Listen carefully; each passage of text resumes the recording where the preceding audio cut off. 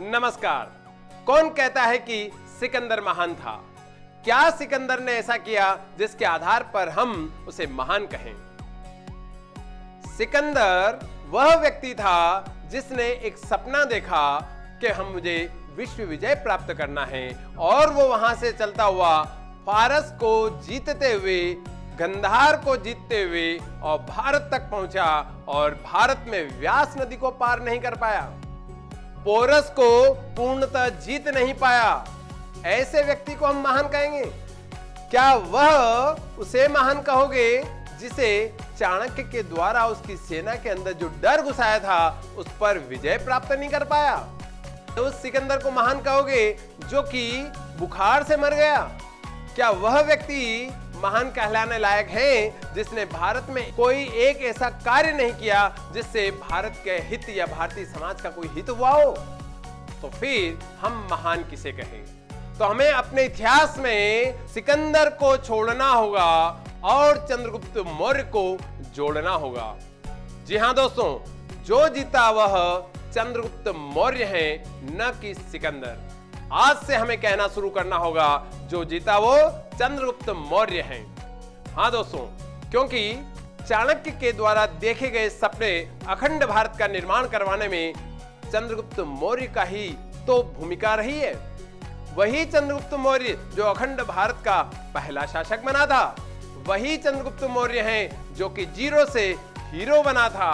13 साल की उम्र में जो चाणक्य के द्वारा सिखाए गए हर प्रकार की कुशलता को विकसित करते हुए और एक दिन अखंड भारत का शासक बना। वही चंद्रगुप्त मौर्य हैं जिसने इस सिकंदर के द्वारा जीते गए इस कंधार साम्राज्य के ऊपर पुनः सबसे पहले अधिकार किया था। उसके बाद यह अन्यायी शासक जो कि धनानंद था, उसके ऊपर अपनी विजय प्राप्त करके उत्तर भारत को अखंड भारत के रूप में परिवर्तित करने में सफल हुआ था। अखंड भारत में न्याय की व्यवस्था, सामाजिक व्यवस्था, प्रशासनिक व्यवस्था, राजनीतिक व्यवस्था को बेहतर करने में चंद्रगुप्त मौर्य का बहुत बड़ा योगदान रहा है।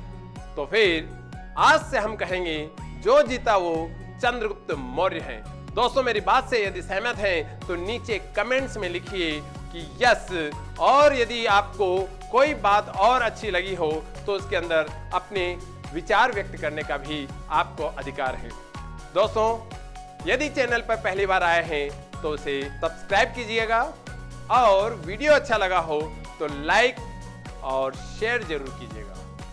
दोस्तों, आप और मुझे भी इन प्राचीन व्यक्तित्वों से हमें प्रेरित होना होगा और हमें भी अपनी स्किल को डेवलप करना होगा, क्योंकि ये भारत उस समय सोने की चिड़िया थी और यह 21वीं सदी भी भारत की होगी। और इसी भारत के जो हमारे सामाजिक और सांस्कृतिक और हमारे जो पर्यावरणीय विचार हैं, उसके आधार पर इस पूरी दुनिया को सोने की चिड़िया हम लोग बना सकते हैं।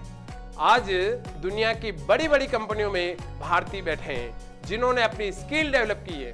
भारत के युवाओं को अपनी स्किल को, अपनी कुशलता को और बेहतर करना होगा और बेहतर करके इस दुनिया को पुनः सोने की चिड़िया बना सकते हैं। इस दुनिया को पर्यावरण के आधार पर एक नई दिशा दे सकते हैं। इसी दुनिया को वसुदैव कुटुंबकम की भावना हम सिखा सकते हैं। इसी दुनिया को हम जियो और जीवन देने की भावना हम सिखा सकते हैं, क्योंकि हमने ही चिड़िया को दाना डाला, हमने ही चींटी को आटा डाला और हम सभी जीवों को साथ में लेकर चले।